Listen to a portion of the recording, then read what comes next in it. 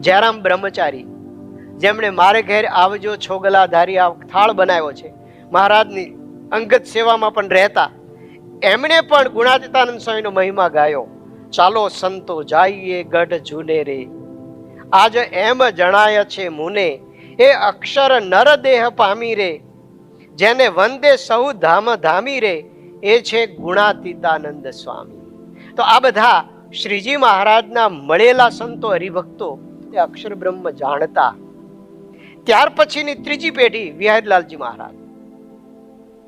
કીર્તન કૌસ્તુભ માળામાં લખે છે, મૂળ અક્ષર અક્ષર મૂર્તિ ગુણાતીત સ્વામી, તેણે આપ્યા વર્તમાન, પોતે પાળીને પછી પળાવ્યું, જનને દઈ ઘણું જ્ઞાન. કારણ કે ગુણાતીતાનંદ સ્વામીએ વિહારીલાલજી મહારાજને વર્તમાન ધારણ કરાવેલા, એટલે મૂળ અક્ષર ગુણાતીતાનંદ સ્વામી એ ભાવ એમને રહેલો. એવી રીતે જુનાગઢના બ્રહ્મચારી જગદીશાનંદ, એમણે ઘણા પદો બનાવ્યા છે. અખંડાનંદ, જે કૃષ્ણજી અદાના પિતા શ્રી ઇન્દ્રજી વ્યાસ, એમણે પણ આજ પ્રગટ્યા પૂરણ બ્રહ્મરે આ બધા પદો બનાવ્યા છે. જુનાગઢના સદગુરુ સ્વામી ભક્તિપ્રિયદાસ, જેમણે કાવ્ય કુસુમાંજલિમાં એ ગુણાતીતાનંદ સ્વામી મૂળ અક્ષર છે આવા શાર્દુલ વિક્રીડિત છંદના પદો બનાવ્યા છે.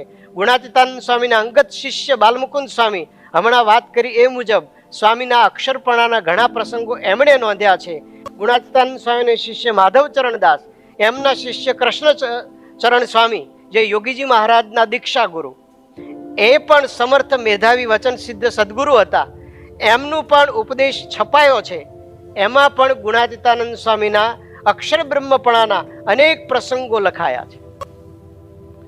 અને મૂર્તિઓ અને શિલાલેખો, વિશ્વ સમસ્તના ઇતિહાસના વર્ણનમાં પ્રતિમાઓ અને શિલાલેખોનું આગવું મહત્વ આર્કાઇવ્સ માટે ગણાય છે. ગુણાતીતાનંદ સ્વામી અક્ષર બ્રહ્મ છે એવા સેંકડો શિલાલેખો સ્વામિનારાયણના મંદિરોમાં આજે મોજૂદ છે. સ્વામિનારાયણ મંદિર જુનાગઢની સીમામાં એ વખતે આવતા વિસ્તારો કે જેનો હાલ જુનાગઢ, પોરબંદર, ગીર સોમનાથ, રાજકોટ, જામનગર અને અમરેલી જિલ્લામાં સમાવેશ થાય છે. એના સેંકડો ગામડાઓમાં ગુણાતીતાનંદ સ્વામીની મૂર્તિ, અક્ષર મૂર્તિ, અનાદિ મૂળ અક્ષર મૂર્તિ, અક્ષર બ્રહ્મ, અક્ષર બ્રહ્માવતાર, આવા બધા નામોથી લખાયેલા છે.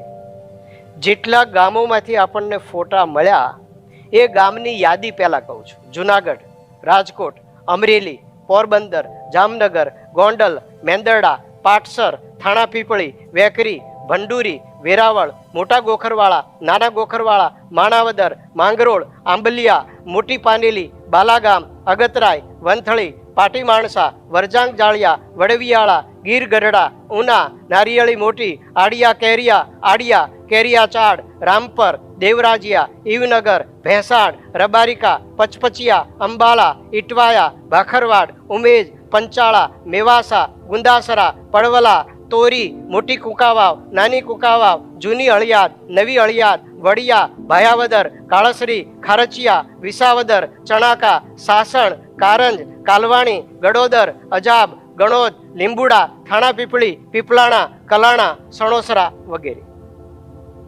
આ બધા ગામોમાં એક અથવા એકથી વધારે શિલાલેખોમાં અને ચિત્ર પ્રતિમાઓમાં અથવા દિવાલ પર કોતરેલા શબ્દોમાં ગુણાતીતાનંદ સ્વામીને અક્ષર બ્રહ્માવતાર કયા છે. એના પ્રકારો આપણે જાણીએ. એક, મંદિરમાં જે પ્રતિષ્ઠા થઈ હોય, ચિત્ર પ્રતિમાની સિંહાસનમાં પ્રતિષ્ઠા કરી હોય, એમાં ગુણાતીતાનંદ સ્વામીને અક્ષર મૂર્તિ, અનાદિ મૂળ અક્ષર મૂર્તિ અથવા અક્ષર બ્રહ્માવતાર કયા હોય. બીજું, શિખરબદ્ધ મંદિરોની સુખસૈયાને ઉપાડની મૂર્તિ રૂપે અથવા ચિત્રની પ્રતિમા રૂપે ગુણાતીતાનંદ સ્વામી અક્ષર બ્રહ્માવતાર ગણ્યા હોય. ત્રીજું, સભા મંડપની ચિત્ર પ્રતિમાઓ ભગવાન સ્વામિનારાયણ સાથે અથવા સ્વતંત્ર રૂપે સ્વામીને પધરાવ્યા હોય, ત્યાં અક્ષર બ્રહ્મ કયા હોય. ચોથું, જ્યાં ભગવાન સ્વામિનારાયણ અથવા અક્ષર બ્રહ્મ ગુણાતીતાનંદ સ્વામીએ લીલા કરી હોય, ભોજન કર્યું હોય, સ્નાન કર્યું હોય, રંગોત્સવ કર્યો હોય, સભા કરી હોય, એવા સ્થાનોમાં સ્મૃતિ રૂપે એ પ્રસંગના શિલાલેખો લખાયા હોય. એમાં ગુણાતીતાનંદ સ્વામીને અક્ષર બ્રહ્મ કે બ્રહ્માવતાર કે અક્ષર મૂર્તિ કે અનાદિ મૂળ અક્ષર મૂર્તિ કહ્યું હોય. પાંચમું, કોઈ ગ્રહસ્થ હરિભક્તે સાધુની પ્રેરણાથી ભગવાનના થાળની આરસપાણ જડવાની, જાળી કરાવવાની આવી કોઈ પણ આર્થિક સેવા કરી હોય ત્યાં ગુરુ તરીકે ગુણાતીતાનંદ સ્વામીનું નામ શિલાલેખમાં લખાયેલું હોય. છઠ્ઠું, શિખરબદ્ધ મંદિરના મંડોવરમાં સ્તંભ પંક્તિઓમાં મૂર્તિ રૂપે સદગુરુ સંતોમાં અક્ષર બ્રહ્મ ગુણાતીતાનંદ સ્વામી લખાયું હોય.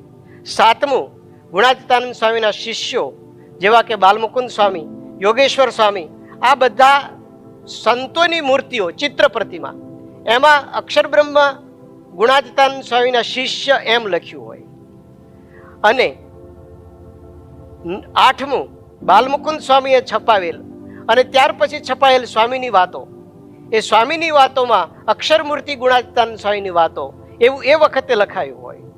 અને એ પરંપરા ગુણાતીતાનંદ સ્વામીના શિષ્ય સંતોની પરંપરામાં આજે પણ અમુક સંતોએ પત્રિકાઓ છાપે, ગુણાતીતાનંદ સ્વામીનો કોઈ ઉત્સવ થાય ત્યારે સ્વામીને અક્ષર બ્રહ્મ કયા હોય. આવા સ્થળો 5-15 નહીં પણ સેંકડો છે. એક જ ગામના મંદિરમાંથી એકથી વધારે સ્થળોએ સ્વામી અક્ષરમૂર્તિ તરીકે નોંધાયા છે. આવા સંદર્ભો સેંકડો પ્રાપ્ત થાય છે. આવા જ્ઞાનને કારણે મોટા મોટાએ પુરુષોત્તમ સાથે અક્ષરની મૂર્તિ પધરાવવાનો સંકલ્પ પણ કર્યો, પરંતુ પધરાવી શક્યા નહીં શિખરબદ્ધ મંદિરમાં. જોટે મૂર્તિઓ પધરાવવાનો યશ તો શાસ્ત્રીજી મહારાજને જ મળ્યો, કારણ કે તેઓ સ્વયં અક્ષર બ્રહ્મ હતા. એમણે શિર સાટે આ યુગ કાર્ય કર્યું. શાસ્ત્રીજી મહારાજે આ કાર્યને મૂર્તિમાન કર્યું એ કંઈ એમને સપનું આવ્યું ને કરી દીધું એમ નથી. આ બધા સંદર્ભો આપણે ઉપર કયા એ પાક્કી ખાતરી કરીને મોટાના આશીર્વાદને કારણે આ કાર્ય કર્યું છે. મોટાના આશીર્વાદના 2 પ્રસંગો આપણે જાણીએ. જૂનાગઢી સાધુ હરિજીવનદાસ, અક્ષર પુરુષોત્તમની સર્વોપરી નિષ્ઠા હતી. એમને વારંવાર થતું કે આવા સર્વોપરી મહારાજ પધાર્યા, અક્ષરમૂર્તિ ગુણાતીતાનંદ સ્વામી પધાર્યા, અને જો એમના સ્વરૂપોની મૂર્તિઓ ન બેસે તો સ્વામિનારાયણની શુદ્ધ ઉપાસનામાં અધૂરું રહે. પરંતુ એમનો અંતકાળ નજીક આવી ગયો, છતાં આ વિચારથી એમને અંત અવસ્થા લંબાતી ગઈ. પછી એમણે વિચાર કર્યો કે અક્ષર અને પુરુષોત્તમની મૂર્તિઓ પધરાવી શકે એવો કોઈ શૂરવીર છે? વિચાર કરતા પ્રાગજી ભગત અને જાગા ભગતના લાડીલા શાસ્ત્રી યજ્ઞપુરુષ દાસ યાદ આવ્યા. રાજકોટ એ વખતે સ્વામી ભણતા હતા. શાસ્ત્રી મહારાજે એમને બોલાવ્યા અને કહ્યું કે અક્ષર અને પુરુષોત્તમની ધાતુની મૂર્તિઓ શિખરબદ્ધ મંદિરો કરી તમે પધરાવવાનો કોલ આપો તો મારો જીવ જાય. શાસ્ત્રીજી મહારાજના શતાબ્દી મહોત્સવના યજ્ઞપુરુષ સ્મૃતિમાં આ પ્રસંગ નોંધ્યો છે. વળી 1955ના જન્માષ્ટમીના સમયમાં ભગતજી મહારાજનું સન્માન થયું ત્યારે જાગા ભગતને એમ થયું કે માયા ઉપર પાટા પડ્યા છે, તો હવે જો ગુણાતીતાનંદ સ્વામીની મૂર્તિ પધરાવવામાં આવે અને સત્સંગી જીવન જેવો વિગતવાર અક્ષર પુરુષોત્તમના મહિમાનો ગ્રંથ રચવામાં આવે તો આચાર્ય અને સંતાન નથી મહાપુરુષ જેવો દીકરો આપો. જીભાઈને કહ્યું તમે જાઓ, આખો પ્રસંગ આપણને ખ્યાલ છે. શાસ્ત્રીજી મહારાજ પોતે કહે છે, આવીને કહ્યું કે મહારાજ કહે છે કે ગોરધનદા અને ભીમજી જીવતા હોય ત્યાં સુધી મને મૂર્તિ ન કરવા દે. જો હું વચનભંગ થાવ, જો જાગા ભગત કહે છે વાત સાચી, એને ભગવાન વશ છે એટલે થાય. પછી જાગા ભગતે શાસ્ત્રી મહારાજને કહ્યું કે તું ન કરું. ત્યારે શાસ્ત્રીજી મહારાજ કહે કે અમારે એક પત્તું કોઠારે લેવા જઈએ ત્યારે પૈસાનું પત્તું મળતું તો કે તમારે ક્યાં વિવાહ કરવા છે, આમ પત્તું નાખે. અમારે એ પરિસ્થિતિ છે. ત્યારે જાગા ભગતે કહ્યું કે સંકલ્પ કરો એટલા અમારે સિદ્ધ કરવા. સંકલ્પ કરો કે મારે કરવું છે તો સારું. મેં કહ્યું સારું. જાગા ભગત કે ભગતજી મળ્યા છે, એમનો રાજીપો છે, તે થઈ જશે. અને શાસ્ત્રીજી મહારાજે અક્ષર બ્રહ્મ ગુણાતીતાનંદ સ્વામીની મૂર્તિ પધરાવી અને યોગીજી મહારાજ અને પ્રમુખ સ્વામી મહારાજે મંદિરો, શાસ્ત્રો અને સંતો બનાવી ખૂબ પુષ્ટિ આપી.